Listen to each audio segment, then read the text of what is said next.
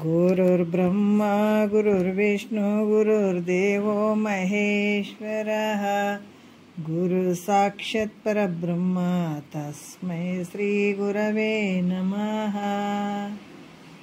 ध्यानमुलो गुरुमूर्ति पूजमुलो गुरुपाद मंत्रमुलो गुरुवाक्य मुक्तिमुलो गुरुकृपः।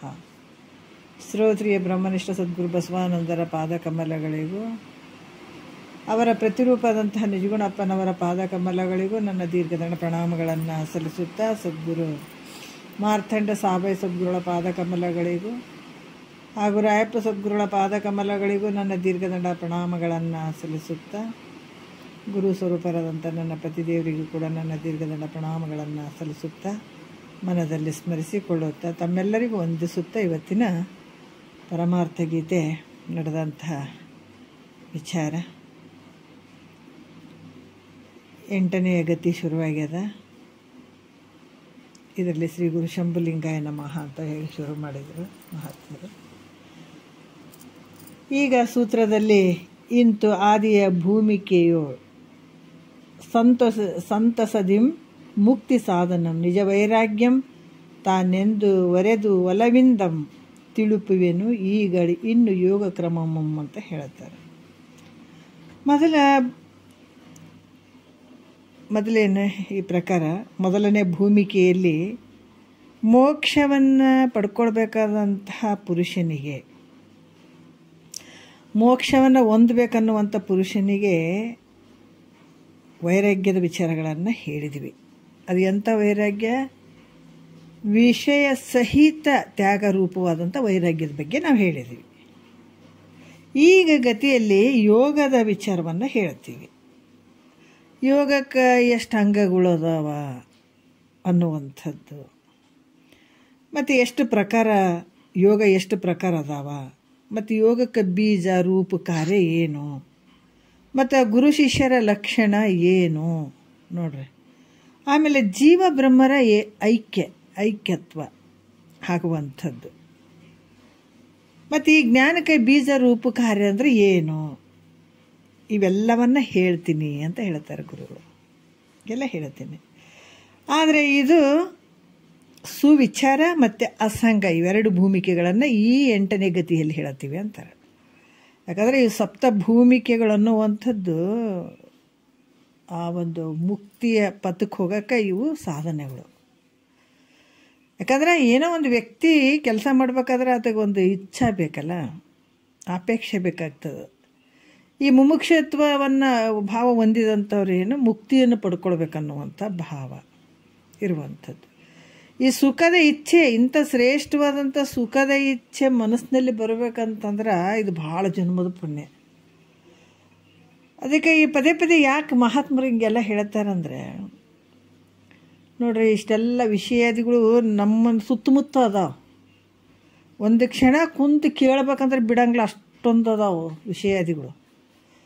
ಅವುಗಳ ಮಧ್ಯೆ ಗುರುವಾಕ್ಯ ಏನೋ ಹೇಳಿದಾರೆ, ಒಂದು ಚೂರು ಕೇಳೋಣ ಅಂತ ನಮ್ಮ ಮನಸ್ಸಿನಲ್ಲಿ ಬರ್ತದಲ್ಲ, ಇದು ಭಾಳ ಜನ್ಮದ ಪುಣ್ಯ. ಇದು ಒಂದು ಜನ್ಮದ್ದಲ್ಲ, ಭಾಳ ಜನ್ಮದ ಪುಣ್ಯ ಇದು ಅಂತ ನಾವೇ ತಿಳ್ಕೊಬೇಕು. ಮಂದಿ ಹೇಳಂಗಿಲ್ಲ. ಅದಕ್ಕೆ ಈ ಒಂದು ಪದ್ಯದಲ್ಲಿ ಯೋಗಕ್ಕಿರುವಂತಹ, ಯೋಗ ಅಂದರೆ ಕೂಡಬೇಕೆ, ಜೀವ ಬ್ರಹ್ಮರ ಐಕ್ಯತೆ ಆಗುವಂಥದ್ದು. ಅದಕ್ಕೆ ಈ ಒಂದು ಯೋಗಕ್ಕಿರುವ ಬೀಜ ರೂಪ ಕಾರ್ಯಗಳನ್ನು ನಿನ್ನೆ ವಿಷಯದಲ್ಲಿ ಹೇಳಿದ್ದಾರೆ. ಯಾಕಂತಂದ್ರೆ ಯೋಗಕ್ಕೆ ಬೀಜ ಯಾವುವು ಅಂತಂದರೆ ನೋಡ್ರಿ, ಇಲ್ಲಿ ಯಮ ನೇಮ ಆಸನ ಪ್ರಾಣಾಯಾಮ ಪ್ರತ್ಯಾಹಾರ ಧ್ಯಾನ ಧಾರಣ ಸಮಾಧಿ ಅಂತ 8 ಅಂಗಗಳೇ ಬೀಜ ಅನುಸ್ತಮ ಅಂತ ಅಂದ್ಕೊಂಡ್ರು. ಇವುಗಳನ್ನು ಕ್ರಮದಿಂದ ಗುರು ಮುಖಾಂತರ, ಅದು ಗುರು ಹೆಂಗಿರಬೇಕು ಅಂತ ಈಗ ಮೊದಲಿಂದ ಕ್ರಮಶಾಸ್ತ್ರದಾಗ ಹೇಳ್ಕೊತ ಬಂದಾರೆ. ಗುರು ಎಲ್ಲ ಬಲ್ಲವನಾಗಿರಬೇಕು, ಶ್ರೋತ್ರಿಯ ಬ್ರಹ್ಮನಿಷ್ಠ ಸದ್ಗುರು ಆಗಿರಬೇಕು. ಅದೇ ಅಂಥ ಗುರುವಿನ ವಚನವೇ ಶ್ರುತಿ ಸ್ಮೃತಿ ಪುರಾಣ ಆಗಮ ಸಕಲ ಸಿದ್ಧಿಗಳಾಗು ಮೋಕ್ಷಗತಿ ಇತ್ತು ಆತನ ವಾಕ್ಯಗಳಿಂದನೇ ಆಗುವಂಥದ್ದು. ಅದಕ್ಕೆ ಇವೆಲ್ಲ ಏನಾಗ್ತಾವ, 8 ಅಂಗಗಳು, ಇವು 8 ಬೀಜಗಳು, ಅಂಗಗಳೇ ಬೀಜಗಳು ಅನ್ನಿಸ್ತಾವೆ. ಇವನ್ನ ನಾವು ಕ್ರಮವಾಗಿ ಗುರುಶಾಸ್ತ್ರ ಇವುಗಳ ಮೂಲಕ ಗುರು ಶಾಸ್ತ್ರವನ್ನು ಬಲ್ಲವನಾಗಿರಬೇಕು. ಮತ್ತು ಈ ಮೂಲಕ ಗುರುಗಳ ಮೂಲಕ ಅಭ್ಯಾಸ ಮಾಡಬೇಕು. ಅಂಥ ಗುರುವಿನ ಮೂಲಕ ಅಭ್ಯಾಸ ಮಾಡ್ಬೇಕು, ತಿಳ್ಕೊಳ್ಬೇಕು. ಗುರುಗಳು ಹೇಳ್ತಿದ್ರು, ನಾವು ಭಾಳ ಗ್ರಂಥ ಓದಿವಿ, ನಾವು ಭಾಳ ತಿಳ್ಕೊಂಡೀವಿ, ನಾವು ಭಾರಿ ಪಂಡಿತರದೀವಿ ಅಂತಂದ್ರೆ ಏನು ಕೇಳೋ ಅವಶ್ಯಕತೆ ಇಲ್ಲ ಅಂತಿದ್ರು. ಯಾವಾಗ ಗುರುವಿನ ಪಾದಕ್ಕೆ ಬಿದ್ದ ಮೇಲೆ ಆ ಗುರು ಹೆಂಗಿರ್ಬೇಕಂದ್ರೆ ಆತನು ಗುರು ಮುಖಾಂತರನೇ ತಿಳ್ಕೊಂಡತ್ತಾಗಿರ್ಬೇಕು. ಯಾಕಂದ್ರೆ ಅನುಭವ ಇರಬೇಕು, ಅಪರೋಕ್ಷ ಜ್ಞಾನ ಆಗಿರ್ಬೇಕು. ಆತಗ ಗುರು ಮುಖಾಂತರ ತಿಳ್ಕೊಂಡಿರ್ಬೇಕು. ಮತ್ತಾತ ತತ್ವಮಸಿ ವಾಕ್ಯ ಮಹಾವಾಕ್ಯಗಳನ್ನು ಹೇಳುವಂಥವ್ನು ಬಿಡಿಸಿ ಹೇಳುವಂಥದ್ದು ಇರಬೇಕು. ಇವೆಲ್ಲ ಬಲ್ಲವನಾಗಿರ್ಬೇಕಾಗ್ತದೆ. ಅಂಥ ಸದ್ಗುರುಗಳ ಮೂಲಕ ಇಂಥವೆಲ್ಲ ಪಡ್ಕೋಬೇಕಾಗ್ತದೆ.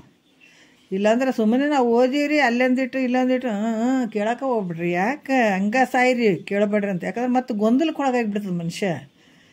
ಸಂಶಯಗಳಿಗೆ ಸಿಕ್ಕಾಕೊಂಡು ಬೀಳ್ತಾನೆ. ಸಂಶಯಗಳು ನಿವೃತ್ತಿ ಆಗಂಗಿಲ್ಲ. ಒಂದು ಸಲ ಕೇಳ್ಬೇಕಂತ ಮನಸ್ಸು ಆಯ್ತು ಅಂದ್ರೆ ಅಂಥ ಶ್ರೋತ್ರಿ ಬ್ರಹ್ಮನಿಷ್ಠ ಸದ್ಗುರುಗಳಿಗೆ ಶರಣಾಗತನ ಆಗ್ಬೇಕಾಗ್ತದೆ. ಇಲ್ಲಾಂದ್ರೆ ಆಪ್ರೇಷನ್ ಮಾಡುವಂಥ ವ್ಯಕ್ತಿಗೆ ಅರ್ಧಂಬರ್ಧ ಮಾಡಿಬಿಟ್ರೆ ಏನು ಗತಿ ಆಗಂಗದ. ಬದುಕ್ತಾನೆ, ಆ ಕಡೆ ನೋವಾಯ್ತು ಈ ಕಡೆ ನೋವಾಯ್ತು, ಅದಾಯ್ತು ಇದಾಯ್ತು ಅಂತ ಕೊನೆಗೆ ಸತ್ಕೊಂಡು ಹೋಗ್ತಾನಲ್ಲ. ಅದ್ರಂಗೆ ಅರ್ಧಂಬರ್ಧ ಕೇಳಿ ಸಂಶಯಗಳಿಗೆ ಎಡೆಯಾಯಿತು ಅಂದಾಗ ಕಷ್ಟ ಆಗ್ತದೆ. ಅದಕ್ಕೆ ಕ್ರಮವಾಗಿ ಹೇಳುವಂಥ ಸದ್ಗುರುಗಳು ಇರಬೇಕಾಗ್ತದೆ. ಅವ್ರ ಮುಖಾಂತರ ಇದನ್ನು ಅಭ್ಯಾಸ ಮಾಡುವಂಥದ್ದು. ಮತ್ತು ಈ ಸದುಪದೇಶ, ಸಾತ್ವಿಕ ಅನ್ನ, ಮಿತಾಹಾರ, ಏಕಾಂತವಾಸ, ಧ್ಯಾನ, ಸಹವಾಸ, ಸಜ್ಜನರ ಸಹವಾಸ, ಇವೆಲ್ಲವುಗಳಿಂದ ಈ ಮನಸ್ಸನ್ನು, ಚಂಚಲವಾಗಿರುವಂಥ ಮನಸ್ಸನ್ನು ಏನು ಏಕಾಗ್ರತೆ ಮಾಡ್ಕೊಳ್ಳಿಕ್ಕೆ ಸಾಧ್ಯ ಆಗ್ತದೆ, ಸ್ಥಿರ ಮಾಡ್ಕೊಳ್ಳೋಕೆ ಸಾಧ್ಯ ಆಗ್ತದೆ. ಈ 4 ರೀತಿಯಿಂದ ಮನಸ್ಸುಗಳು ಇರ್ತಾವಂತ ಹೇಳಿದರು. ಚಂಚಲ ಸ್ವಭಾವದಿಂದ ಇರ್ತದೆ, ದುರ್ಗುಣದಿಂದ ಆಗಿರ್ತದೆ. ಆಮೇಲೆ ಸಂಶಯ ದುರ್ಗುಣದಿಂದ ಆಯ್ತಂದ್ರೆ ಅಲ್ಲಿ ಸದ್ಗುಣಗಳಿಂದ ಕಳ್ಕೊಬೇಕಾಗ್ತದೆ. ಸಂಶಯದಿಂದ ಮನಸ್ಸು ಚಂಚಲ ಆಗಿತ್ತು ಅಂದ್ರೆ ವೈರಾಗ್ಯ, ಇದು ಶ್ರವಣದಿಂದ ಗುರು ಮುಖಾಂತರ ಕೇಳಿ ಶ್ರವಣದಿಂದ ಸಂಶಯ ನಿವೃತ್ತಿ ಮಾಡ್ಕೊಳ್ಬೇಕಾಗ್ತದೆ. ವಿಷಯ ವಾಸನೆಯಿಂದ ಚಂಚಲ ಆಗಿತ್ತಂದ್ರೆ ವೈರಾಗ್ಯ ಭಾವದಿಂದ ಕಳ್ಕೊಳ್ಬೇಕಾಗ್ತದೆ. ಮತ್ತು ಸ್ವಭಾವತಃ ಚಂಚಲ ಇತ್ತು ಅಂದಾಗ ಅಲ್ಲಿ ಪ್ರಾಣಾಯಾಮದಿಂದ ಕಳ್ಕೊಳ್ಬೇಕಾಗ್ತದೆ ಅಂತ ಹೇಳ್ತಾರೆ. ಇಂದಿನ ವಿಚಾರದಲ್ಲಿ ಬಂದು ಹಿಂದೆ ಮತ್ತು 2ನೇ ನುಡಿಯಲ್ಲಿ ಕೂಡ ಯಾವ್ಯಾವು ಅಂದರೆ ಕೆಲವು ವಿಚಾರಗಳನ್ನು ಹೇಳಿದರು. ಯಮ ನೇಮಗಳ ಎಷ್ಟು ಪ್ರಕಾರಗಳು ಆಗ್ತಾವ ಅನ್ನುವಂಥದ್ದು ಕೂಡ ನಿನ್ನೆ ಹೇಳಿದ್ದಾರೆ. ಏನು ಹೇಳಿದಾರ ನೋಡೋಣ. 2ನೇ ನುಡಿ ಇಟ್ಕೊಂಡು ಮಾತಾಡೋಣ. ಯೋಗಾಂಗಂ ಬಹುವಿಧಮಾಗಿರ್ಕು, ಯೋಗಿಗವೆಲ್ಲಂ ವಿಧಿಯಾಗಿರ್ಕು, ಯಮವೆಂಬುದು ತಿಳಿಯಲು ದಶಭೇದ, ಕ್ರಮದಿಂದಂ ನಿಯಮಂ ದಶಭೇದ, ಎಸೆವ ಆಸನವದು ಫಲವಾಗಿಹುದು, ಅಸುರೋದನ ವೇಳಂ ತೆರನಹುದು, ಅನ್ನವ ನುಂಬುವುದು ಪ್ರತ್ಯಾಹಾರ, ಉನ್ನಿಸೆ ಧಾರಣೆ ಹೃದಯ ವಿಚಾರ, ಸಲಸಿವ ಮೂರ್ತಿಯ ನೆನೆಹು ಧ್ಯಾನ, ನಿಲ್ಲಲಲ್ಲಿಯೇ ಮನವದು ತಿಳಿ ಮೌನ, ಅವು ಸಗುಣಾಷ್ಟಂಗದ ಸಂಜ್ಞೆಗಳು, ಇವರ ಸುಲಕ್ಷಣ ಬರೀ ಶಾಸ್ತ್ರದಳು ಅಂತ ಹೇಳುತ್ತಾರೆ. ಯೋಗಾಂಗವು ಅಂದರೆ ಯೋಗದ ಅಂಗವು ಬಹಳಷ್ಟು ಇದರಿಂದ ಪ್ರಕಾರವಾಗಿ ಅದಾವ. ಅವೆಲ್ಲವುಗಳನ್ನು ಮಾಡುವಂಥದ್ದು ಯೋಗೀಶನಿಗೆ. ಯಾಕಂತಂದರೆ ಇಲ್ಲಿ ಕೂಡ ಹೇಳ್ತಾರೆ ಈ ಯೋಗಕ್ಕೆ ಅಂಗಗಳಾದಂಥದ್ದು ಇವೇನದಾವ ಸಾಧನಗಳು, ಯಮ ನೇಮಾದಿಗಳು. ಒಂದೊಂದು ರೀತಿ ಒಂದೊಂದು ಅನೇಕ ಪ್ರಕಾರಗಳು ಅದಾವೆ. ಯಮದಲ್ಲಿ ಅನೇಕ ಪ್ರಕಾರ ಅದಾವ, ನೇಮದಲ್ಲಿ ಇವು ಅಷ್ಟಾಂಗ ಯೋಗಗಳು ಅಂತ ಹೇಳ್ತಾರೆ. ಈ ಒಂದೊಂದರಲ್ಲಿ ಒಂದು ಪ್ರಕಾರಗಳು ಭಾಳ ಅದಾವೆ. ಅವೆಲ್ಲವೂ ಯೋಗೀಶನಿಂದ ಅವನ್ನ ಸ್ವೀಕಾರ ಮಾಡಲಿಕ್ಕೆ ಯೋಗ್ಯಗಳು ಅದಾವೆ. ಗುರು ಮುಖಾಂತರನೇ ತಿಳ್ಕೊಳ್ಳಿಕ್ಕೆ ಸಾಧ್ಯ ಅದಾವೆ. ಈಗ ಭಾಳಷ್ಟು ಜನ ಇದು ಮಾಡ್ತಾರೆ, ಅವೆಲ್ಲ ಟಿ ವಿಯಲ್ಲಿ ಕೂತ್ಕೊಂಡು ಪ್ರಾಣಾಯಾಮ ಕಲಿತೀವಿ. ಯಾಕಂತಂದ್ರೆ ಈಗ ನಾವು ಕೈ ಬಗ್ಸೋದು, ಅದು ಮಾಡೋದು ಇದು ಮಾಡೋದು ಅಂತ ನಾವೇನು ಅಂತೀವಲ್ಲ, ಅಥವಾ ಅವು ನಾನು ಸ್ವಂತ ಏನಂದ್ರೆ ನನಗೆ ಗೊತ್ತಿದೆ ನಾನು ಇದನ್ನು ಮಾಡ್ತೀನಿ ಅನ್ನುವಂಥದ್ದು ಆಗಿರ್ಬೋದು. ಇದು ಸ್ವಲ್ಪ ಕಷ್ಟ ಆಗ್ತದೆ. ಯಾಕಂದರೆ ಒಂದು ಸ್ವಲ್ಪ ಉಸಿರಾಟದ ಕ್ರಿಯೆ ಸ್ವಲ್ಪ ತಪ್ಪಿದ್ರೆ ಭಾಳಷ್ಟು ಕಷ್ಟ ಆಗ್ತದೆ ಶರೀರದೊಳಗಡೆ. ಅದಕ್ಕೆ ಇಲ್ಲಿ ಕೂಡ ನೀ ಏನೇ ತಿಳ್ಕೋಬೇಕು ಅಂತಂದ್ರೂ ಕೂಡ ಗುರು ಮುಖಾಂತರನೇ ತಿಳ್ಕೊಳ್ಳಿಕ್ಕೆ ಬೇಕಾಗ್ತದೆ. ಗುರು ಮುಖಾಂತರನೇ ಯೋಗ್ಯವಾಗಿರುವಂಥ ವಿಚಾರಗಳನ್ನು ತಿಳ್ಕೊಳ್ಬೇಕಾಗ್ತದೆ. ಅವು ಯಾವ ಅಂತಂದರೆ ಯಮದಲ್ಲಿ ಒಂದನೇದ್ದು ಯಮ ಅಂಗವು 10 ಪ್ರಕಾರಗಳು ಅದಾವೆ. ಅದ್ರಾಗ ಯಮದಲ್ಲಿ 10 ಪ್ರಕಾರ ಅದಾವೆ. ನಿನ್ನೆ ಹೇಳಿದರು ಹೆಂಗಂತಂದ್ರೆ ಅಹಿಂಸೆ ಅಂತಂದ್ರೆ ಅನ್ಯರಿಗೆ ಈ ಕಾಯ ವಾಚ ಮನಸ್ಸ ಇವುಗಳಿಂದ ಪೀಡೆಯನ್ನು ಉಂಟು ಮಾಡದೇ ಇರುವಂಥದ್ದೇ ಅಹಿಂಸೆ. ಇದು ಯಮದಲ್ಲಿ ಒಂದನೇದ್ದು. ಕೇಳಿದ್ದನ್ನು ತಾನು ಕಂಡದ್ದು ಕೇಳಿದ್ದನ್ನು ಅದು ಸತ್ಯ ಹೇಳುವಂಥದ್ದು. ನಾ ಕಂಡಿದ್ದೀನಿ ಕೇಳಿದ್ದನ್ನು, ಅದು ಕೇಳಿದ್ದನ್ನು ಕಂಡದ್ದನ್ನು ಸತ್ಯವಾಗಿ ಹೇಳುವಂಥದ್ದು. ಇದು ಕೂಡ ಸತ್ಯ ಅಂತ ಅನಿಸ್ಕೊಳ್ತದೆ. ಹೇಳುವಂಥದ್ದು ಸತ್ಯವನ್ನೇ ಹೇಳಬೇಕಾಗ್ತದೆ. ಮತ್ತು ಅನ್ಯರ ತೃಣಾದಿಗಳಲ್ಲಿಯೂ ಕೂಡ ಮನಸ್ಸಿನ ಯಾಕಂದ್ರೆ ಇನ್ನೊಬ್ಬರ ಒಂದು ಅವರ ಸಂಪತ್ತನ್ನಾಗಲಿ ಅವರ ದುಡ್ಡನ್ನಾಗಲಿ ಅಪಹರಿಸ್ಬೇಕನ್ನುವಂಥ ಭಾವ ಇರಕೂಡ್ದು. ಪರರ ದ್ರವ್ಯ ಆಶಾರಹಿತವಾಗಿರ್ಬೇಕು. ಆಶೆಯಿಂದ ಇರಬಾರ್ದು, ಇನ್ನೊಬ್ಬರದ್ದು ಅಪೇಕ್ಷೆ ಮಾಡುವಂಥ ಭಾವ ಇರಬಾರ್ದು. ಇದಕ್ಕೇನು ಹೇಳ್ತಾರೆ? ಅಸ್ಥೇಯ ಅಂತ ಹೇಳ್ತಾರೆ. ಮತ್ತು ಕಾಯವಾಚ ಮನಸ್ಸ ಅಂದರೆ ತ್ರಿಕರಣಗಳಿಂದ ಸ್ತ್ರೀ ಸಂಘರಹಿತನಾಗಿಯೂ ಇರುವಂಥದ್ದು. ಆಮೇಲೆ ಋತುಮತಿ ಕಾಲದಲ್ಲಿ ಸಂಘ ಮಾಡದಿರುವಂಥ ಬ್ರಹ್ಮಚರ್ಯ ಅಂದರೆ ಮದುವೆ ಆದರೂ ಕೂಡ ಬ್ರಹ್ಮಚರ್ಯ ಪಾಲನೆ ಮಾಡಬಹುದು. ಇಂತಿಂಥ ದಿವಸದಾಗ ಇಷ್ಟಿಷ್ಟು ಹಿಂಗೂ ಕೂಡ್ಬೇಕನ್ನುವಂಥದ್ದು ಇರ್ತದೆ. ಆ ವಿಚಾರವನ್ನು ಹೇಳ್ತಾರೆ. ಅದು ಬ್ರಹ್ಮಚರ್ಯ ಅಂತ ಅನಿಸ್ಕೊಳ್ತದೆ. ಮತ್ತು ಸಕಲ ಜೀವರಾಶಿಗಳನ್ನು ಬಹಳ ಪ್ರೀತಿಯಿಂದ ನೋಡ್ಕೊಳ್ಳುವಂಥದ್ದು, ದಯದಿಂದ ನೋಡ್ಕೊಳ್ಳುವಂಥ. ಯಾಕಂದರೆ ಇದು ದಯವಿಲ್ಲದ ಧರ್ಮವಾವುದಯ ಅಂತ ಹೇಳಿದ್ದಾರೆ. ಬಸವಣ್ಣವರು ಕೂಡ ಹೇಳಿದ್ದಾರೆ. ಆ ದಯ ತೋರಿಸುವಂಥದ್ದು, ಸಕಲ ಪ್ರಾಣಿಗಳ ಮೇಲೆ ತೋರಿಸುವಂಥದ್ದು ಆ ದಯ ಅಂತ ಅನ್ನಿಸುವಂಥದ್ದು. ಇದು ಕೂಡ 5ನೇದ್ದು. ಅದರಲ್ಲಿ ಯಮದಲ್ಲಿ ಬರುವಂಥದ್ದು ಇದು ಒಂದು ಅಂಶ. ಮತ್ತು ಸ್ತ್ರೀ ಪುತ್ರ ಮಿತ್ರ ಶತ್ರುಗಳಲ್ಲಿ ಕೂಡ ಸಮಭಾವ ಬರುತ್ತೆ. ಹೆಂಡ್ತಿನೇ ಇರಲಿ, ಮಕ್ಕಳೇ ಇರಲಿ, ಶತ್ರುಗಳೇ ಇರಲಿ, ಅವ್ರ ಮೇಲೆ ಇರುವಂಥ ಭಾವ ಸಮತ್ವ ಭಾವದಿಂದಿರುವಂಥದ್ದು ಆರ್ಜವ ಅಂತ ಅನಿಸ್ಕೊಳ್ತದೆ. ಮತ್ತು ಶತ್ರುಗಳು ತ್ರಿಕರಣಗಳಿಂದ ಪೀಡಿಸಿದ್ರು ಕೂಡ ಅವ್ರು ಎಷ್ಟೇ ಕಷ್ಟ ಕೊಟ್ಟರೂ ಕೂಡ ನಿನ್ನ ಬುದ್ಧಿ ಸಮನಾಗಿರುವಂಥದ್ದು, ಯಾವುದೇ ಒಂದು ಚಂಚಲತೆಗೆ ಒಳಗಾಗದೇ ಇರುವಂಥದ್ದು, ಕ್ಷೋಭೆಗೆ ಒಳಗಾಗದೇ ಇರುವಂಥದ್ದು ಇದು ಕ್ಷಮೆ ಅಂತ ಅನ್ನಿಸ್ಕೊಳ್ತದೆ. ಏನು ಮಾಡಿದರೂ ಕೂಡ ಅದ್ರ ಬಗ್ಗೆ ಒಂದು ವಿಚಲಿತ ಆಗದೇ ಇರುವಂಥದ್ದು ಇದು ಕ್ಷಮೆ ಅಂತ ಅನಿಸ್ಕೊಳ್ತದೆ. ಮತ್ತು ಜ್ಞಾನದಿಂದ, ಯಾಕಂದ್ರೆ ಇದು ಬರಬೇಕಂದ್ರೆ ಭಾಳ ಕಷ್ಟ ಆಗ್ತದೆ, ಭಾಳ ಕಷ್ಟ. ಯಾರಾದರೂ ಎದುರುಗಡೆ ಬಂದು ಬೈತಿದ್ರಂತಂದ್ರೆ ನಾವು ಅದಕ್ಕೆ ರಿಯಾಕ್ಷನ್ ಮಾಡಿದ್ರೆ ಸುಮ್ಮನೆ ಇರ್ತೀವಲ್ಲ, ಇದು ದೊಡ್ಡ ಯುದ್ಧ ರೀ. ಇದು ನಮ್ಮ ಇಂದ್ರಿಯಗಳನ್ನು ಮನಸ್ಸನ್ನು ಹತೋಟಿಯಲ್ಲಿ ಹಿಡ್ಕೊಳ್ಳೋದಿರ್ತದಲ್ಲ, ಆವಾಗ ಅವ್ರು ಅಂದಿರಬೇಕು ಆ ವ್ಯಕ್ತಿಗೆ ನಾನು ಬೈತಾ ಇದ್ದರೂ ಕೂಡ ಅವನು ಸುಮ್ಮನೆ ಕೂತ್ಕೊಂಡ್ಬಿಟ್ಟಿದ್ದ, ನಾನೇ ಗೆದ್ದೆ ಅಂತ ಅವ ಅಂದ್ಕೊಂಡಿರ್ಬೇಕು. ನಿಜವಾದ ಗೆದ್ದವನು ಯಾರು? ಸುಮ್ಮಿದ್ದವನೇ. ಏನೇ ಅಂದರೂ ಕೂಡ ನಾನು ತಿರ್ಗಾ ವಾಪಸ್ ಮಾತಾಡಂಗಿಲ್ಲ ಅನ್ನುವಂಥ ಭಾವದಲ್ಲಿದ್ದಂದ್ರೆ ನಿಜವಾಗಿ ಗೆದ್ದಿರ್ತಾನತ್ತ. ಅದಕ್ಕೆ ಬೇರೆ ಬೇಕಾದವರು ಏನಂದ್ರೂ ಕೂಡ ಪೀಡಿಸಿದ್ರು ಕೂಡ ಕ್ಷೋಭೆ ಬುದ್ಧಿ ಉಳ್ಳಂಗಿಲ್ಲತ್ತ, ಮನಸ್ಸು ಚಂಚಲ ಮಾಡ್ಕೊಳಂಗಿಲ್ಲ. ಅದಕ್ಕೆ ಕ್ಷಮೆ ಅಂತ ಕೂಡ ಹೇಳ್ತಾರೆ. ಮತ್ತು ಜ್ಞಾನದಿಂದಲೇ ಈ ಸಂಸಾರ ನಿವೃತ್ತಿ ಆಗ್ತದೆ. ಮತ್ತು ಜ್ಞಾನದಿಂದನೇ ಈ ಸಂಸಾರ ನಿವೃತ್ತಿ ಆಗ್ತದೆ. ಬೇರೆ ಉಪಾಯದಿಂದ ಆಗಂಗಿಲ್ಲ ಅಂತ ನಿಶ್ಚಯ ಬುದ್ಧಿ ಬರಬೇಕು. ಈಗ ಇಷ್ಟೆಲ್ಲ ಕೇಳಿಬಿಟ್ಟಿಕೇಸಿ ಗುರುಗಳು ಚೆಕ್ ಮಾಡ್ತಿದ್ರು. ನೋಡ್ರಿ ಇದು ಹೆಂಗದಂತಾರ ಸುಮ್ಮನೆ ಪಾಠ ಮಾಡ್ಕೊತ ಹೋಗೋಂಥದ್ದಲ್ಲ, ಇದು ನಮ್ಮ ಒಳಗೆ ಅಳವಡಿಸ್ಕೊಳ್ಬೇಕು ಇವನ್ನ. ಇಲ್ಲ ಇವತ್ತು ಪಾಠ ಕೇಳಿದಿವ್ರಿ, ನಾಳೆಗೆ ಪಾಠ ಕೇಳಬೇಕ್ರಿ, ಹಂಗಲ್ಲ. ಇದು ನಮ್ಮ ಇವು ತೊಗೊಳ್ಬೇಕು. ಇದು ಗುಳಿಗೆ ಇದ್ದಂಗೆ, ಇವು ಡಾಕ್ಟ್ರ್ ಕೊಟ್ಟು ಗುಳಿಗೆಗಳಿದ್ದಂಗೆ ಇವು. ಮತ್ತು ಅನಾರೋಗ್ಯ ಆಗ್ಯದಿಲ್ಲ ನಮ್ಗೆ. ಅಜ್ಞಾನ ಅನ್ನುವಂಥ ದೊಡ್ಡ ಅನಾರೋಗ್ಯ ಅದಲ್ಲ. ನಾವು ಆರಾಮಾಗಬೇಕಾಗಿತ್ತಪ್ಪ ಅಂತಂದ್ರೆ ಸದ್ಗುರು ವಾಕ್ಯಗಳನ್ನುವಂಥ ಟ್ಯಾಬ್ಲೆಟ್ಸೇ ತೊಗೊಳ್ಬೇಕಾಗ್ತದೆ. ಇಲ್ಲಾಂದ್ರೆ ನಡೆಯಂಗಿಲ್ಲ, ನಿನಗೆ ಆರಾಮೇ ಆಗಂಗಿಲ್ಲ, ಎಂದೂ ಆರಾಮಾಗಂಗಿಲ್ಲ. ಅದಕ್ಕೆ ಕೇಳಿ ಕೇಳಿ ಕೇಳಿ ಇಷ್ಟೆಲ್ಲ ಕೈವಲ್ಯ ಪದ್ಧತಿ ಕೇಳಿದ್ರು, ಏನು ಹೇಳಿದ್ರು ಅದರಲ್ಲಿ ಕೂಡ ನಿಜಗೊಂಡ್ರು. ಒಂದು ಜೀವ ಸಂಬೋಧನಾ ಸ್ಥಳದಲ್ಲೇ ಆಗಿರ್ಬೋದು, ಮತ್ತು ಯಾವುದು ನೀತಿ ಕ್ರಿಯೆದಲ್ಲೇ ಆಗಿರ್ಬೋದು, ಮತ್ತು ಯೋಗ ಇದರಲ್ಲಿ ಜ್ಞಾನ ಪ್ರತಿಪಾದನಾ ಎಲ್ಲದಲ್ಲಿ ಹೇಳಿದ್ದಾರೆ. ಅದು ಕೊನೆಗೆ ತೊಗೊಂಡು ಹೋದ್ದು ನೀನೇ ಪರಬ್ರಹ್ಮ ಪರಮಾತ್ಮ. ಯಾವ ಕಡೆ ನೋಡಿದ್ರೂ ಅಲ್ಲಿಗೆ ಒಯ್ದು ಎಳೆದಸ್ತಾರೆ ನೀವುಗೊಂಡ್ರೆ. ಇವ್ಯಾವ ಪರಮಾನುಭವದೇ ಕೇಳಿ, ಅನುಭವ ಸಾರ ಕೇಳಿ. ಅದಕ್ಕೆ ಮನುಜ ಕುಲ ಜನನದ ಲಾಭದು ಆರು ನನ್ನೆಂದು ವಿಚಾರಿಸು. ನೀನು ಯಾರಪ್ಪ ಅಂದ್ರೆ ನೀನೇ ಪರಮಾತ್ಮ ಅಲ್ಲ. ನೀನು ಪರಮಾತ್ಮ ಅಂತ ಹೇಳೋದಕ್ಕೆ ನಮ್ಮಲ್ಲಿ ಕುಂತಂಥ ಅಜ್ಞಾನ ಅಲುಗಾಡಿಸ್ಬೇಕಾದ್ರೆ ಇಷ್ಟೆಲ್ಲ ಬೇಕಾಗ್ತದೆ.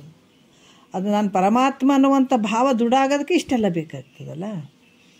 ಅದಕ್ಕೆ ಇಷ್ಟು ಹೇಳಿದರೂ ಕೂಡ, ಗುರುಗಳು ಹೇಳಿದರೂ ಕೂಡ ನಮಗೆ ಸ್ವಲ್ಪ ಟಚ್ ಆಗಬೇಕು ಆ ವಿಚಾರಗಳು. ಟಚ್ ಆಗಿ ಆ ಪ್ರಕಾರ ನಡ್ಕೊಳಕ್ಕೆ ಬರಬೇಕು. ಮತ್ತು ಇಷ್ಟೆಲ್ಲ ನೀನೇ ಪರಮಾತ್ಮ ಅಂತ ಹೇಳಿದರೂ ಕೂಡ, ತತ್ವಮಸಿ ನೀನೇ ಅಂತ ಹೇಳಿದರೂ ಕೂಡ, ಅಹಂ ಬ್ರಹ್ಮಾಸ್ಮಿ ಅಂತ ಹೇಳಿದರೂ ಕೂಡ, ಆಯಮಾತ್ಮ ಬ್ರಹ್ಮ ಅಂತ ಹೇಳಿದರೂ ಕೂಡ, ಪ್ರಜ್ಞಾನಂ ಬ್ರಹ್ಮನೇ ಅಂತ ಇಷ್ಟು ಮಹಾವಾಕ್ಯಗಳು ಡಂಗ್ರ ಸಾರಕತ್ತಾವ. ಗುರುನಾಥನು ಅದನ್ನೇ ಹೇಳ್ತಾನೆ, ವಿಹಿತ ಗುರು ಆದಂಥವನು. ಮತ್ತು ಅದನ್ನು ದಾರಿ ತಪ್ಪಿಸಂಗಿಲ್ಲ. ನೀನೇ ಪರಮಾತ್ಮ ನೋಡಪ್ಪ ಅಂತಲೇ ಹೇಳ್ಕೊತ ಬರ್ತಾನೆ. ಅಟ್ಟು ಕೇಳಿ ಕೇಳಿ ಕೇಳಿ ಕೇಳಿ ನಾಳೆ ಅಲ್ಲಿ ದೇವ್ರ ಗುಡಿ ಐತ್ರಿ, ದೇವ್ರು ಅದನ್ನು ಸ್ವಲ್ಪ ಹೋಗಿ ಪೂಜೆ ಗೀಜೆ ಮಾಡ್ಕೊಂಬರ್ತೀನಿ ಅಂದರೆ ಯಾಕಂತಾರೆ ಕೇಳಿದ್ದನ್ನು ಅಳವಡಿಸ್ಕೊಳ್ಬೇಕಾಗ್ತದೆ. ಮಹಾತ್ಮರು ಏನಂತಾರೆ? ತತ್ ಅಂತಾರೆ. ಯಾಕಂತಂದ್ರೆ ತತ್ವಮಸಿ ವಾಕ್ಯ ನೀನೇ ಬ್ರಹ್ಮ, ನೀನೇ ಪರಮಾತ್ಮ ಅಂತಲೇ ಹೇಳಿರ್ತದೆ. ಅದಕ್ಕೆ ಇಲ್ಲಿ ಏನಾಗ್ತದೆ ಅಂತಂದ್ರೆ ಸ್ವಲ್ಪ ಸ್ವಲ್ಪ ಎಷ್ಟು ಸಾಧ್ಯ ಆಗ್ತದೆ ಅಷ್ಟು ಬದಲಾವಣೆ ಮಾಡ್ಕೊಳಕ್ಕೆ ನೋಡಬೇಕಾಗ್ತದೆ ಗುಣಗಳನ್ನು ಅಂತ ಹೇಳ್ತಿದ್ರು ಮಹಾತ್ಮರು. ಅದಕ್ಕೆ ಇದೇನು ತಿಳ್ಕೋಬೇಕು? ಈ ಜ್ಞಾನದಿಂದನೇ ಸಂಸಾರ. ಸಂಸಾರ ಅಂದರೆ ಜನನ ಮರಣ ರಹಿತವಾಗಿರುವಂಥದ್ದು. ಅತ್ಯಂತ ದುಃಖ. ಅತ್ಯಂತ ದುಃಖ ಅಂತಂದ್ರೆ ಯಾವ ಜನ್ಮಕ್ಕೂ ಹೋಗದೇ ಇರುವಂಥ ದುಃಖ ಅದು. ನಮಗೆ ಏನೋ ಒಂದು ತೊಗೊಳ್ಬೇಕಾಗ್ಯದಪ್ಪ, ದುಃಖ ಅನಿಸದೆ, ಇಷ್ಟು ರೊಕ್ಕ ಬಂದಗಳನ್ನ ಅದು ಕೊಟ್ಟು ತೊಗೊಂಡಿವಿ, ನಮಗೆ ದುಃಖ ಹೋಯಿತು ಅಂತೀವಿ. ಅದು ಏನೋ ಒಂದು ಮನೆ ಕಟ್ಸ್ಬೇಕಾಗಿದೆ, ಮನೆ ಕಟ್ಸಿದ್ರಿ, ಇವತ್ತು ದುಃಖ ಇಲ್ಲ ನೋಡ್ರಪ್ಪ, ಈಗ ಭಾಳ ಆನಂದವಾಗಿದ್ದೀನಿ, ಖುಷಿಯಾಗಿದ್ದೀನಿ ಅಂತ ಹೇಳ್ತೀವಿ. ಏನತ್ತು ವಸ್ತುಗಳನ್ನು ತೊಗೊಳ್ಬೇಕಾದಾಗ ನಮಗೆ ಆನಂದ ಆದಂಗೆ ಆಯಿತು, ದುಃಖ ಹೋದಂಗೆ ಆಯಿತು. ಆದ್ರೆ ಅತ್ಯಂತ ದುಃಖ ಅಂತಂದ್ರೆ ನೀ ಏನೇ ಮಾಡು, ಆದ್ರೆ ಆ ದುಃಖ ಯಾವಾಗಲೂ ಇರುವಂಥ ದುಃಖಕ್ಕೆ ಅತ್ಯಂತ ದುಃಖ ಅಂತಾರೆ. ಅದು ಇರುವಂಥದ್ದೇ, ಅದು ಮೂಲ ದುಃಖ ಅದು. ಅದಕ್ಕೆ ಅಂತಹ ದುಃಖ ಅನ್ನುವಂಥದ್ದು ಯಾವುದು? ಆ ದುಃಖ ಯಾವುದರಿಂದ ಹೋಗ್ತದಂತ ನಾವು ತಿಳ್ಕೊಳ್ಳೋದು ಮೊದಲು. ಏನು ಮೂಲ ಒಂದು ದುಃಖದ ಬೇರೆ ಐತಲ್ಲ, ಅದರಿಂದ ನಮಗೆ ಕಷ್ಟ ಆಗಕತ್ತೇವ. ನಮಗೆ ಮೂಲ ದುಃಖ ಅನ್ನುವಂಥದ್ದು ಅಜ್ಞಾನ ಅನ್ನುವಂಥದ್ದು ದುಃಖದ ಬೇರದು. ಅಜ್ಞಾನದಿಂದನೇ ನಮಗೆ ದುಃಖ ಆಗಿರುವಂಥದ್ದು, ಇಷ್ಟು ಕಷ್ಟ ಅನುಭವಿಸ್ಲಿಕ್ಕೆ ಆಗಿರುವಂಥದ್ದು ಅಜ್ಞಾನದ ಒಂದು ಬೇರು. ಆ ಅಜ್ಞಾನದ ಒಂದು ಬೇರು ಯಾವುದರಿಂದ ನಿವೃತ್ತಿ ಆಗ್ತದ ಅನ್ನುವಂಥದ್ದನ್ನು ನಾವು ಪಕ್ಕ ತಿಳ್ಕೊಳ್ಬೇಕು. ಅದಕ್ಕೆ ಇಲ್ಲಿ ಕೂಡ ಹೇಳ್ತಾರೆ, ಜ್ಞಾನದಿಂದಲೇ ಈ ಸಂಸಾರ, ಜನನ ಮರಣ ಸಹಿತವಾದಂಥ ಈ ಸಂಸಾರ ಏನದ, ಇದು ನಿವೃತ್ತಿ ಆಗುವುದಲ್ಲದೆ ಬೇರೆ ಉಪಾಯದಿಂದ ಆಗಂಗಿಲ್ಲ ಅಂತ ಮನಸ್ಸಿನಲ್ಲಿ ನಿಶ್ಚಯ ಮಾಡ್ಕೊಳ್ಳೋದು. ಅದಾದ ಬಿಟ್ಟು ಇಲ್ಲರಿ ಅದು ಅದ್ರಾಗ ಮುಕ್ತಿ ಆಗ್ತದೆ ಹೇಳ್ರಿ, ಇದ್ರಾಗ ಸುಮ್ಮನೆ ತರ್ಕ ಮಾಡುವಂಥದ್ದು. ಅದರಿಂದ ಕೆಲಸಗಳು ಆಗಂಗಿಲ್ಲಪ್ಪ. ಗುರು ಹೇಳ್ಯಾನಂತಂದ ಮೇಲೆ ಅದನ್ನು ಪಕ್ಕ ನಂಬಬೇಕು. ಏನ್ರಿ 10 ವರ್ಷ 15 ವರ್ಷ ಇಷ್ಟೆಲ್ಲ ಕೇಳಿವಿ ಅಂತಂದ್ರೆ ಕೂಡ ನೀನು ನಂಬಿಕೆ ಇರಲಿಲ್ಲ. ಎಷ್ಟು ದಿವಸ ಗುರು ಹೇಳಕತ್ತೇನಂದ್ರೂ ಕೂಡ ನಂಬಿಕೆನೇ ಇರಲಿಲ್ಲ ಅಂದ್ರೆ ನೀ ಎಷ್ಟು ವರ್ಷ ಕೇಳಿದ್ರೆ ನೀನೈತಪ್ಪ, ಏನಾಗಂಗಿಲ್ಲ ಕೆಲಸ. ಮುಂಜಾನೆದ ಸಂಜೆ ತನಕ ಕೌದಿ ಹೊಲ್ದು ಎಳದು ಆಗ್ತಾನೇ ಇದ್ದೀನಿ. ಕೌದಿನೇ ಮುಗಿತಪ್ಪ, ಅರ್ಧ ಕೌದಿ ಒಲ್ಯಾಕೆ ಬಂತು ಅಂದು ತಿರ್ಗಾ ನೋಡಿದ್ರೆ ಅದು ಕೌದಿ ಆಗ್ಯದೇನಂದ್ರೆ ಇಲ್ಲ. ಯಾಕಾಗಿಲ್ಲ? ಗಂಟೆ ಇಲ್ಲ, ದಾರಕ್ಕೆ ಗಂಟೆ ಹಾಕಿಲ್ಲ, ಬರೇ ಒಲಿಯೋದ ಶುರು ಮಾಡ್ಯಾರ ಅಂದ್ರೆ ಕೌದಿ ಆಯ್ತನ್ನಲ್ಲಿ ಆಗಂಗಿಲ್ಲಲ್ಲ. ಅದ್ರಂಗ ನಂಬಿಕೆ ಇರದೇ ಎಷ್ಟು ದಿವಸ ಕೇಳಿದ್ರೇನು ಎಲ್ಲ ವ್ಯರ್ಥ ಆಗ್ತದೆ. ಅದಕ್ಕೆ ನಂಬಿಕೆಯೇ ಸಾಂಬನೊಲಿಮೆಗೆ ಕಾರಣ ಅಂತ ಹೇಳ್ತಾರೆ. ಈ ನಂಬಿಕೆ ಅನ್ನುವಂಥದ್ದು ಏನಂದ್ರೆ ಈ ಗುರು ಮುಖಾಂತರ ಕೇಳಿ ಈ ಸಂಸಾರ ನಿವೃತ್ತಿ ಜ್ಞಾನದಿಂದನೇ ಆಗ್ತದ, ಬೇರೆ ಇದಕ್ಕೆ ಉಪಾಯ ಇಲ್ಲ ಅಂತ ನಿಶ್ಚಯ ಮಾಡುವಂಥದ್ದು ಧೃತಿ ಅಂತ ಹೇಳಿಸ್ಕೊಳ್ತದೆ. ಮತ್ತು ಹಸಿವೆಯಲ್ಲಿ 4 ಭಾಗ ಮಾಡಿ, ಹಸಿವೆಯಲ್ಲಿ ಏನು ಹೇಳಿ ನಿನ್ನೆ ಬಂದು ವಿಷಯಗಳು, ಹಸಿವೆಯಲ್ಲಿ 4 ಭಾಗ ಮಾಡಿ 2 ಭಾಗಗಳನ್ನು ಮತ್ತು ಅದು ಎಂಥ ಪರಿಶುದ್ಧವಾದ ಅನ್ನದಿಂದ. ಅಲ್ಲಿ ಕೂಡ ಬಹಳಷ್ಟು ಅನ್ನ ಕೂಡ ಭಾಳ ನ್ಯಾಯಯುತವಾದಂಥ ಅನ್ನ ಇರಬೇಕಾಗ್ತದೆ. ಯಾವುದ್ಯಾವುದೋ ರೀತಿ ನೋಡ್ರಿ, ಭಾಳ ಸೂಕ್ಷ್ಮದ ವಿಚಾರಗಳು ಇದರಲ್ಲಿ, ಭಾಳ ಸೂಕ್ಷ್ಮದಾವ. ಅದಕ್ಕೆ ಎಲ್ಲಕ್ಕೂ ಒಂದು ಸೂತ್ರ ಐತಿಲ್ಲಿ. ನ್ಯಾಯಯುತವಾದಂಥ ಒಂದು ಅನ್ನ ಏನಾದರೂ ತಿಂದ್ರೆ ಅದರಿಂದ ಸದ್ವಿಚಾರಗಳು ಹುಟ್ಟುತ್ತಾವೆ. ಇಲ್ಲಿನೂ ಐತಿ ನೋಡ್ರಿ ಆಹಾರದಾಗ. ಅದು ಅನ್ಯಾಯದಿಂದ ಏನಾದರೂ ತಿಂದದ್ದು ಅನ್ನ ಇತ್ತು ಅಂತಂದ್ರೆ ಅಲ್ಲಿ ದುರ್ವಿಚಾರಗಳು ಹುಟ್ಟುತ್ತಾವೆ. ಹಿಂಗೂ ಐತಿ. ನಾವೆಲ್ಲ ತಿಳ್ಕೊತೀವಿ ಬಂದದ್ರಿ ಹಂಗೆ ರೊಕ್ಕ, ಅದು ಎಲ್ಲ ಇದೈತಪ್ಪ. ಅದ್ರಾಗೆಲ್ಲ ಸೂತ್ರಗಳದಾವ. ಸುಮ್ಮನೆ ಬಂದದಂದ್ರೆ ನೀನು ಹಿಗ್ಗಕ್ಕೆ ಹೋಗ್ಬೇಡ. ಯಾರು ಸುಮ್ಮನೆ ಬಂದದಂದ್ರೇನು, ಇನ್ನೊಬ್ರದ್ದು ದ್ರವ್ಯವನ್ನು ಅಪಹರಣ ಮಾಡಿಕೊಂಡು ನಾ ಸಂತೋಷದಿಂದ ಇರ್ತೀನಿ, ದೊಡ್ಡ ಶ್ರೀಮಂತಾಗಿನ, ಅದರಿಂದ ಏನಾಗ್ತದಂದ್ರೆ ನಿನ್ನ ಮನಸ್ಸಿನಲ್ಲಿ ಅದೇನು ಒಳ್ಳೇದಾಗ್ತದ ನಿನಗೆ. ಅದರಿಂದ ದುರ್ವಿಷಯಗಳು ಹುಟ್ಟುತ್ತಾವ ಮನಸ್ಸಿನಲ್ಲಿ. ಅದಕ್ಕೆ ಅನ್ನ ಹೆಂಗೆ ನಾವು ತಿಂದದ್ದನ್ನು ಸಾತ್ವಿಕ ಆಹಾರ ಆಗಿರಬೇಕು, ಶುದ್ಧವಾಗಿರಬೇಕು, ಮತ್ತು ನ್ಯಾಯಯುತವಾದ ಅನ್ನ ಆಗಿರ್ಬೇಕದು. ಅಂದಾಗ ಮಾತ್ರ ನಮ್ಮಲ್ಲಿ ಸುವಿಚಾರಗಳು ಹುಟ್ಟುತ್ತಾವೆ, ಇಲ್ಲಾಂದ್ರೆ ಇಲ್ಲ. ನೋಡ್ರಿ, ಎಷ್ಟೆಷ್ಟೋ ಭಾಳ ಶ್ರೀಮಂತರು ಇರ್ತಾರೆ, ಹೆಂಗೆಂಗೋ ಮಾಡಿ ಕಳ್ತನ ಮಾಡಿ ಸುಳ್ತಾನ ಮಾಡಿ ಯಾರ್ದೋ ಮನೆ ಹೊಡೆದು ಯಾರಿಗೋ ಅನ್ಯಾಯ ಮಾಡಿ ಮೋಸ ಮಾಡಿ ಎಲ್ಲ ಗಳಿಸಿರ್ತಾರೆ. ಯಾವುದೋ ರೂಪದಿಂದ ಹೆಂಗೆಂಗೋ ಮನಸ್ಥಿತಿಗಳಾಗಿ ಹೊಂಟು ಹೋಗಿರ್ತಾವೆ. ಹಂಗಾಗಿ ಇಲ್ಲಿ ಕೂಡ ನಮ್ಮ ಈ ಒಂದು ಊಟ ಹೆಂಗಿರ್ಬೇಕಂದ್ರೆ ಪರಿಶುದ್ಧವಾಗಿರಬೇಕು, ನ್ಯಾಯಯುತವಾಗಿರಬೇಕು. ಅದಕ್ಕೆ ಇಲ್ಲಿ ಕೂಡ ಹೇಳ್ತಾರಲ್ಲ, ಒಬ್ಬ ಮುತ್ತೆ ಮನೆ ಏನಾದ್ರು ತಾತ ಏನು ಮಾಡಿದ, ಊರಿಂದ ಬಂದಿದ್ದ, ಕೆಲವು ವಿಚಾರಗಳ ದೃಷ್ಟಾಂತಗಳು ಹೇಳ್ತಾರೆ. ಅಂಥ ಒಂದು ಸಾತ್ವಿಕ ಆಹಾರನೇ ಇರಬೇಕಾಗ್ತದೆ ಅನ್ನುವಂಥದ್ದು. ಅವರು ರಾತ್ರಿ ಆಗಿರ್ತದೆ, ಬೇರೆ ಕಡೆ ಹೋಗ್ತಾ ಇರ್ತಾನೆ, ಅಪ್ಪ ಇವತ್ತೊಂದು ದಿವಸ ಇಲ್ಲೇ ಮಲಗು ಅಂತ ಹೇಳಿ ಗಂಡ ಹೆಂಡತಿ ಭಕ್ತಿವಂತರು ಇರ್ತಾರೆ, ಮಲಗಿಸ್ತಾರೆ. ಊಟ ಮಾಡ್ತಾನೆ ಅವ್ರ ಮನ್ಯಾಗ, ಅನ್ನ ಸಾರು ಮಾಡಿ ಕೊಡ್ತಾರೆ, ಊಟ ಮಾಡ್ತಾರೆ. ರಾತ್ರಿ 4ಕ್ಕೆ ಎದ್ದೇಳತಾನ ಸ್ವಾಮೀಜಿ ಆತ. ಅದಕ್ಕೆ ಏನದು ಎದ್ದು ಕುಂತಗಳೇ ವಿಚಾರ ಬರೋಕ್ಕೆ ಶುರು ಆಗ್ತದ.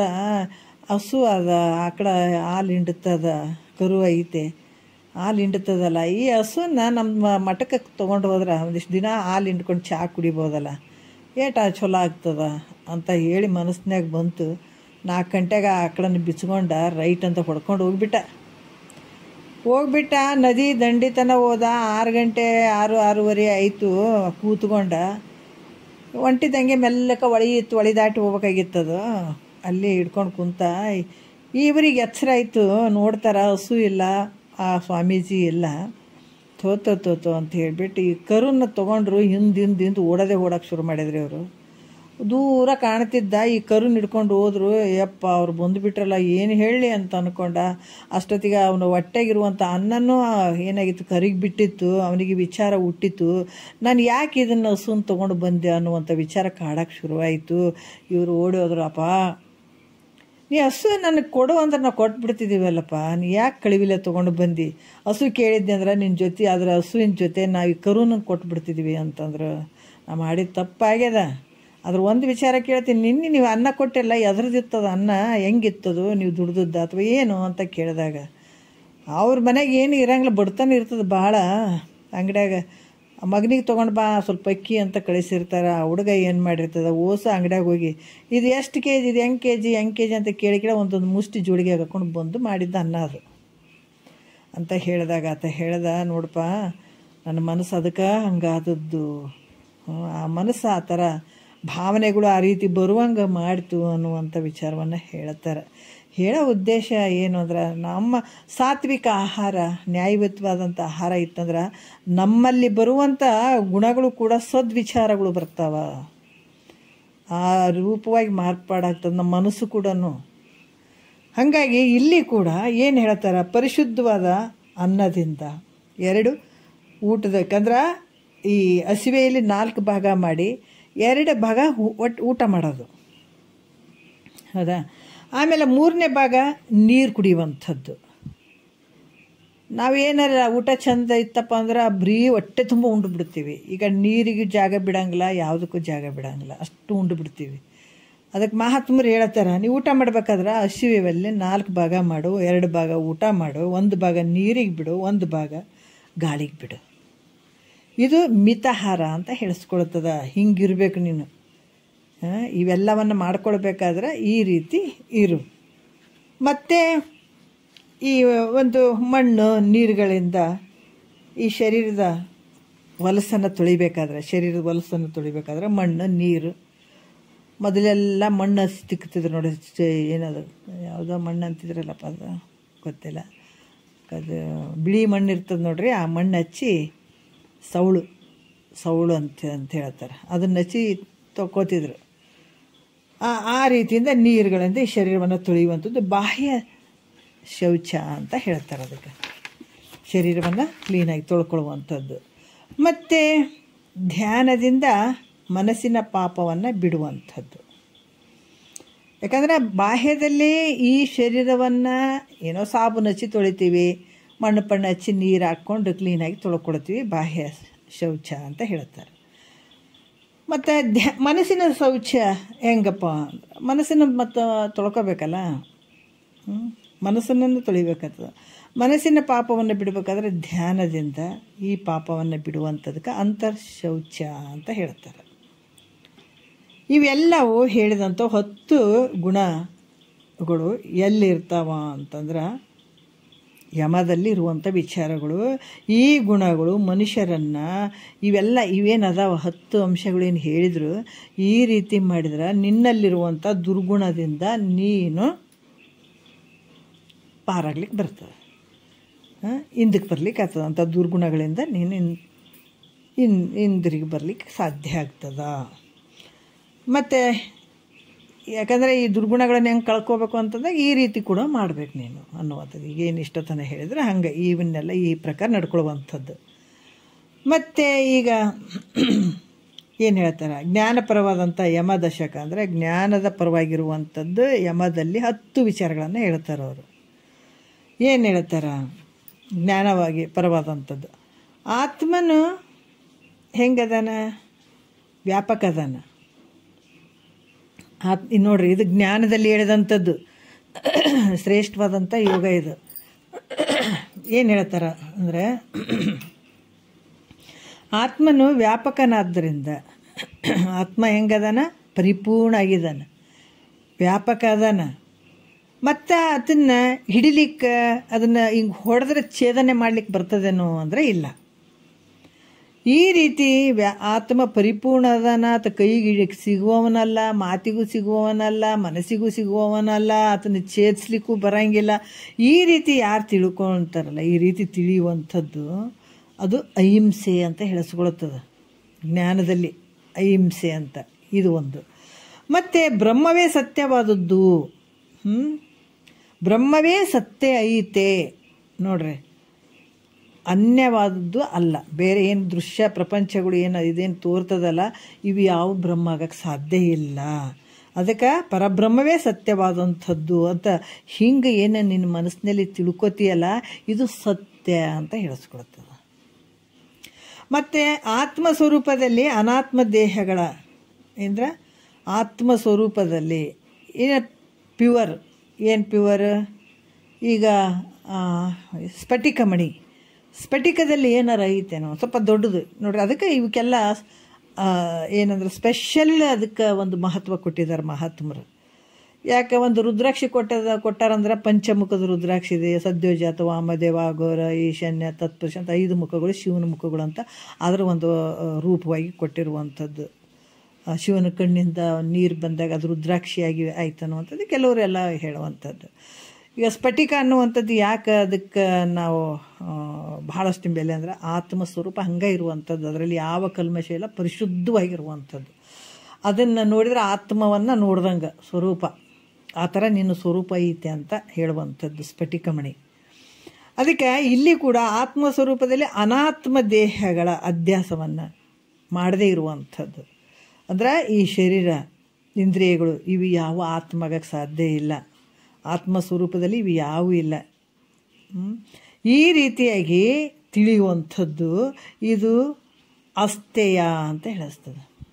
ನಿನ್ನ ಸ್ವರೂಪದಲ್ಲಿ ಅನಾತ್ಮ ದೇಹದಿಗಳ ಅಧ್ಯಾಸವನ್ನು ಮಾಡದೇ ಇರುವಂಥದ್ದು, ಅದಕ್ಕೆ ಅಸ್ಥೇಯ ಅಂತ ಹೇಳಿಸ್ಕೊಳ್ತದೆ.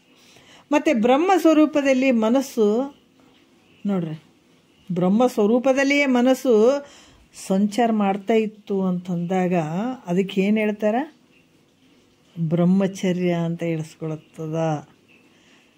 ಅದಕ್ಕೆ ಏನು ಹೇಳ್ತಾರೆ, ಬ್ರಹ್ಮಚರ್ಯ ಅಂದರೆ ಆತ್ಮ ಒಂದು ಸ್ವರೂಪದಲ್ಲಿಯೇ ಮನಸ್ಸಿರಬೇಕು. ಮತ್ತು ಶರೀರ ಇರ್ಬೇಕಂತಾರ ಇಲ್ಲಿ.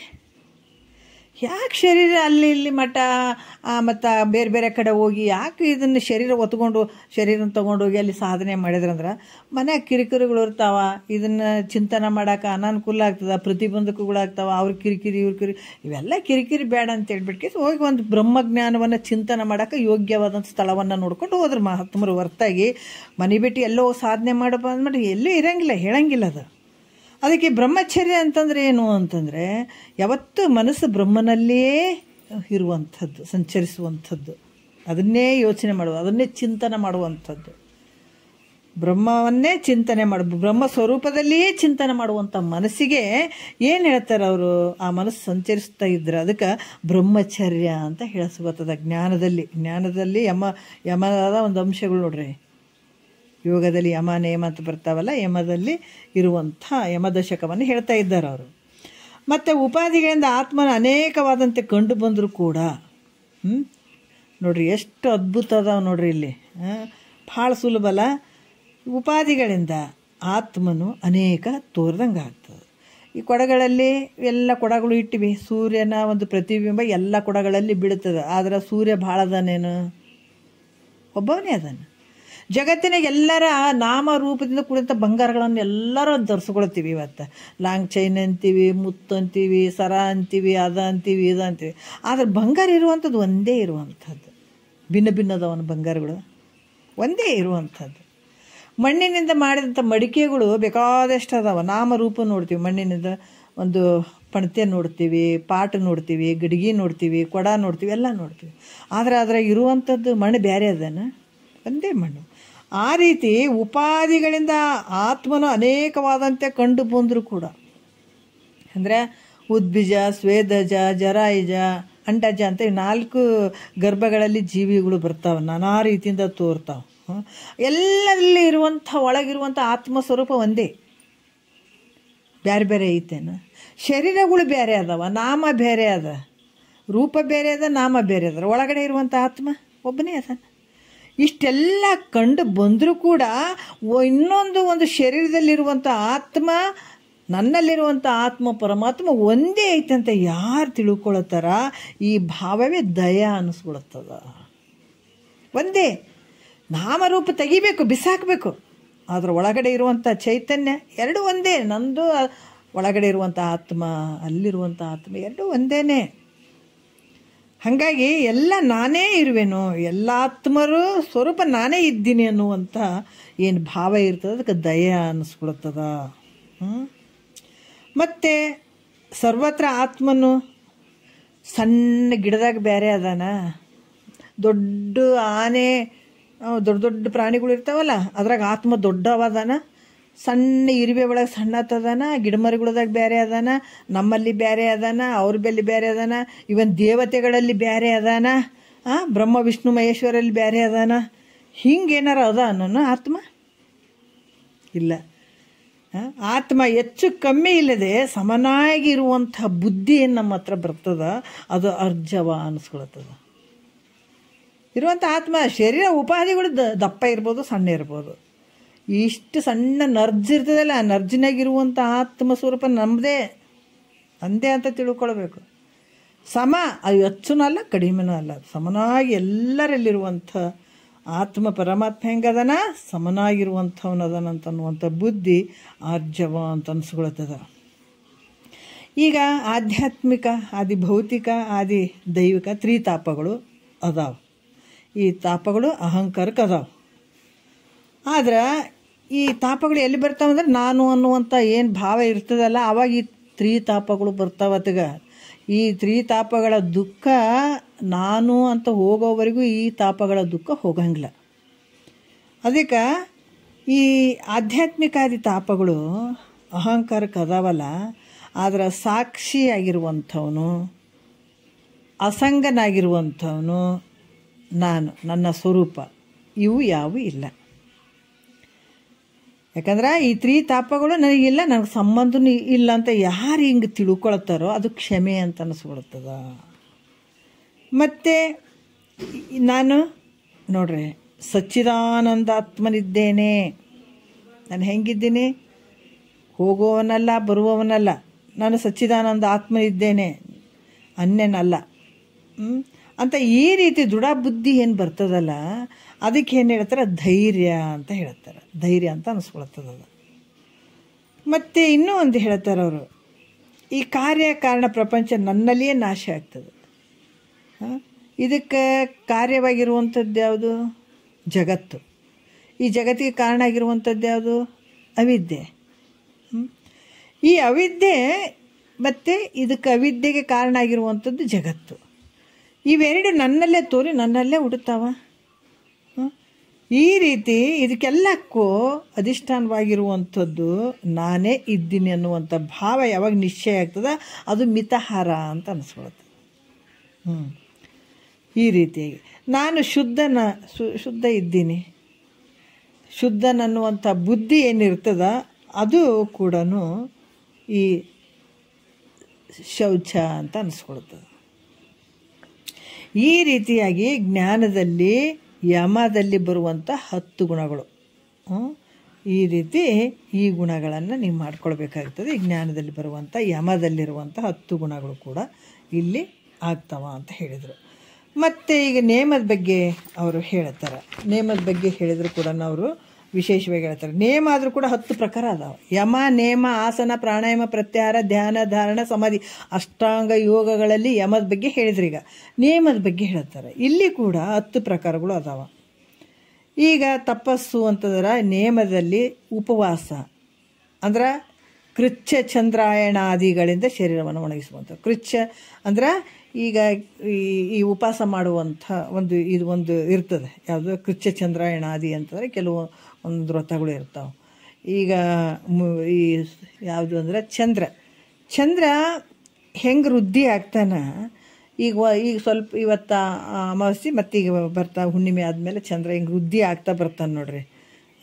ವೃದ್ಧಿ ಆಗ್ತಾ ಬಂದನು ಅಂತಂದಾಗ ಹುಣ್ಣಿಮೆ ತನ ವೃದ್ಧಿ ಆಗ್ತಾ ಬಂದಾಗ ಒಂದೊಂದು ತುತ್ತು ಊಟ ಮಾಡಬೇಕಾದಾಗ ಒಂದೊಂದು ತುತ್ತು ಜಾಸ್ತಿ ಮಾಡುವಂಥದ್ದು. ಇವತ್ತು 1 ತುತ್ತು, 2ನೇ ದಿವಸಕ್ಕೆ 3 ತುತ್ತು, 2 ತುತ್ತು, 3 ದಿವಸಕ್ಕೆ 3 ತುತ್ತು, 4 ದಿವಸಕ್ಕೆ 4 ತುತ್ತು, ಹೀಗೆ 15 ದಿವಸ ಅದನ್ನು ಊಟ ಜಾಸ್ತಿ ಮಾಡ್ಕೊತ ಹೋಗೋದು.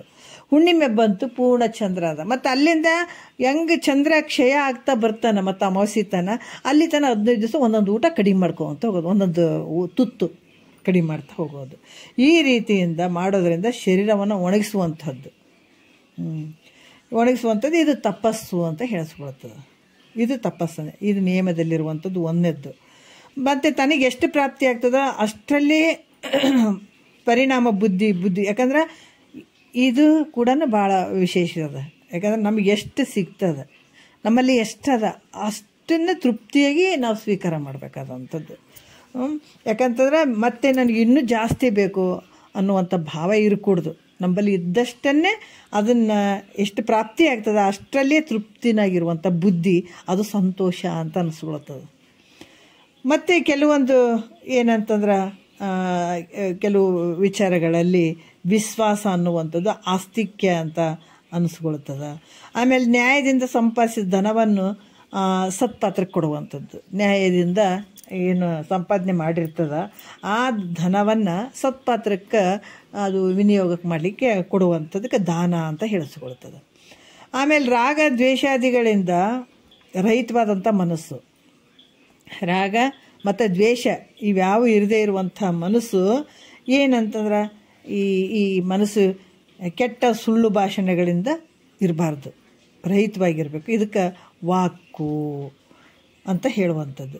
ಹಿಂಸಾದಿ ಕರ್ಮಗಳಿಂದ ರಹಿತವಾದ ಶರೀರ ಈ ತ್ರಿಕರಣ ಶುದ್ಧದಿಂದಿರುತ್ತೆ. ಯಾಕಂದರೆ ಯಾವುದೇ ಒಂದು ಹಿಂಸೆ ಮಾಡದೇ ಇರುವಂಥದ್ದು, ಕಾಯದಿಂದಾಗಿರ್ಬೋದು, ಮನಸ್ಸಿನಿಂದಾಗಿರ್ಬೋದು, ಮತ್ತು ಮಾತಿನಿಂದಾಗಿರ್ಬೋದು, ಇವೆಲ್ಲವುಗಳಿಂದ ಈ ಕರ್ಮಗಳಿಂದ ರಹಿತವಾಗಿರುವಂಥ ಶರೀರ ತ್ರಿಕರಣ ಶುದ್ಧದಿಂದಿರ್ಬೋದು.